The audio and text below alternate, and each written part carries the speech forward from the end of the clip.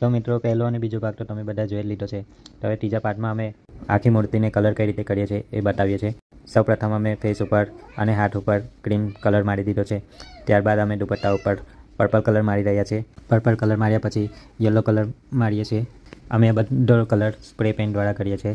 તેનાથી ફિનિશિંગ અને સ્મૂથનેસ સારી આવે છે અને શાઇનિંગ પણ સારી દેખાય છે. હવે કપડા ઉપર અમે ગુલાબી કલર મારી રહ્યા છીએ.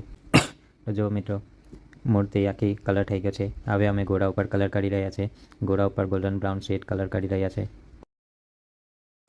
તો જોઈ લો મિત્રો, આ રીતની આખી મૂર્તિ દેખાય છે.